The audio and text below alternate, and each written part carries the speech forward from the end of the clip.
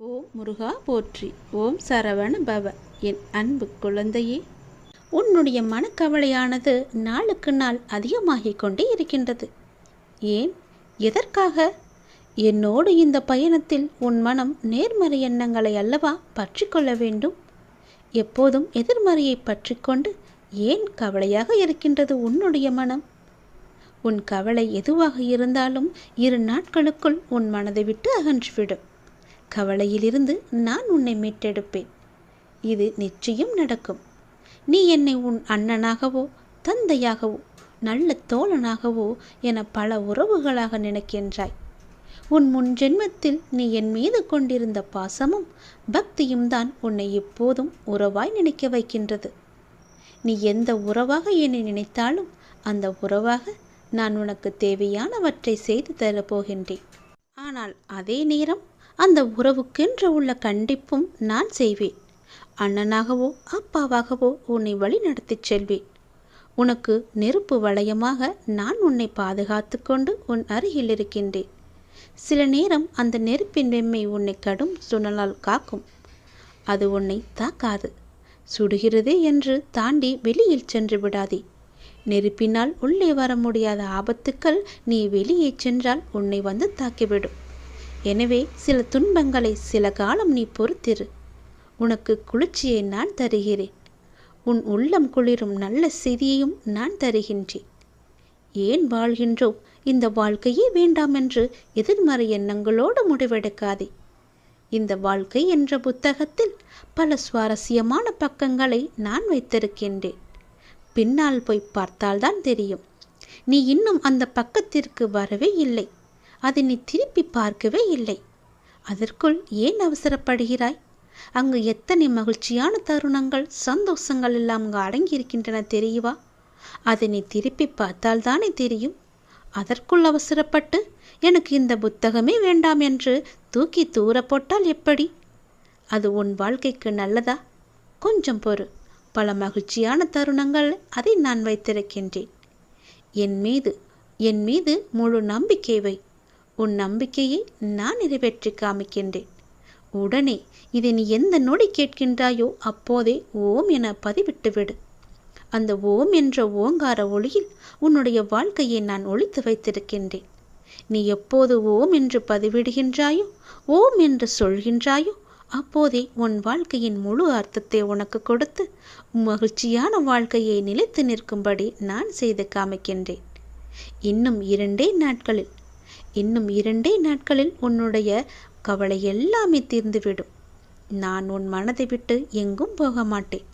கவலையிலிருந்து உன்னை நான் மீட்டெடுத்து உன் நல்ல வாழ்க்கைக்கு உன்னை அழைத்துச் செல்வேன்.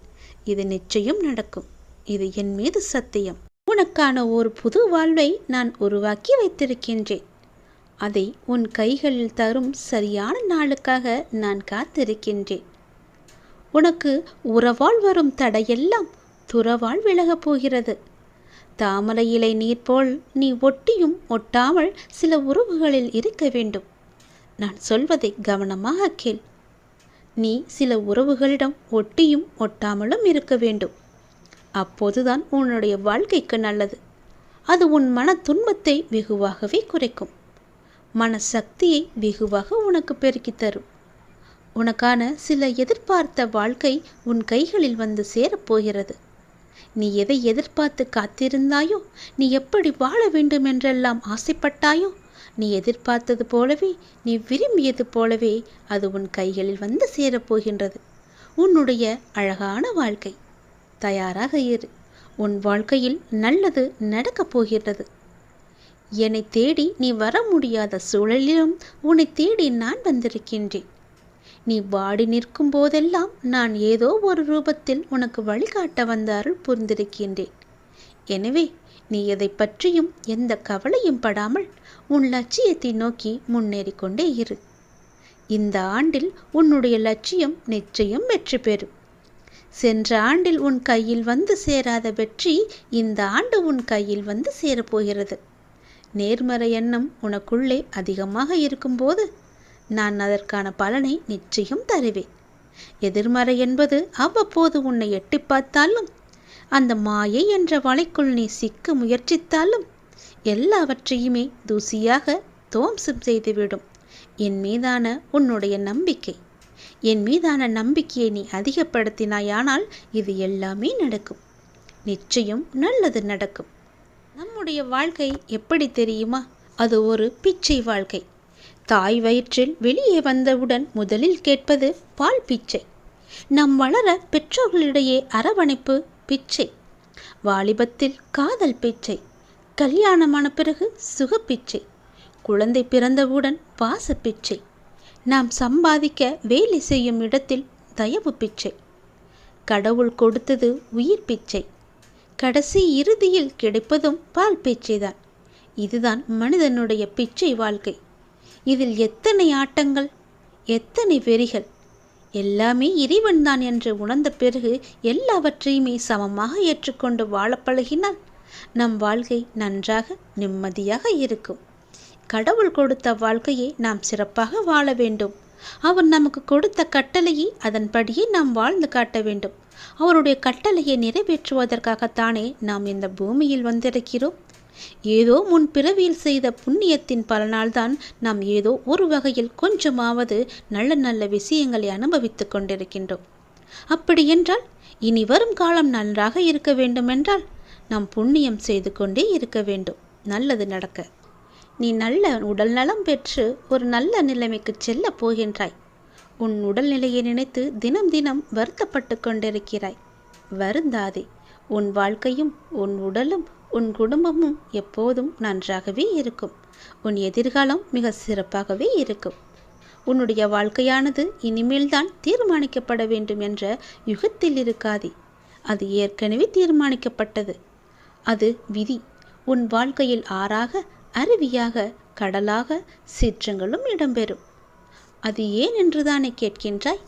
என் பிள்ளையிடம் நிறையவே நற்பண்புகள் இருக்கின்றது.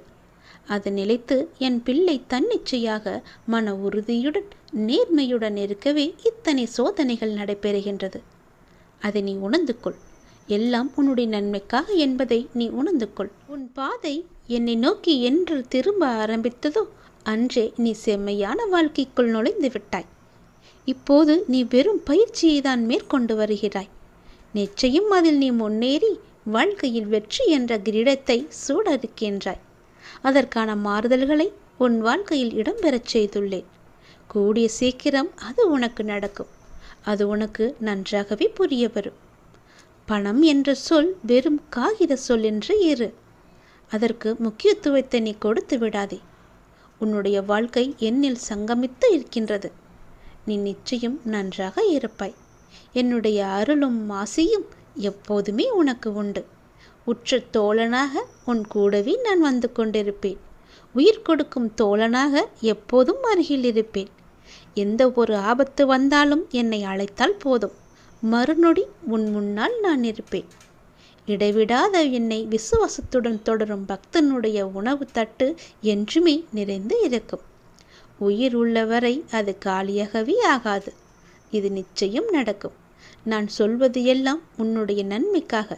நீ கேட்பது எல்லாம் உன்னுடைய வாழ்க்கைக்காக. தெரிகிறதா? நான் எது சொல்கின்றேனோ அதன்படி நீ நடந்தால் மட்டுமே உன்னுடைய வாழ்க்கையில் பல நல்ல நல்ல அதிசயங்களை எல்லாம் என்னால் ஏற்படுத்தி தர முடியும். என்னுடைய லீலைகளை உன் வாழ்க்கையில் நான் புகுத்தி காமிக்க முடியும். உன் வாழ்க்கையை நல்லபடியாக மாற்றி அமைக்க முடியும். உன்னுடைய வீட்டில் இல்லை என்ற சொல்லை இல்லாத அளவுக்கு உன் தேவைகளை எல்லாம் நான் நிறைவேற்றி வைப்பேன். உனக்கு அக்ஷய பாத்திரத்தை நான் தரப்போகிறேன்.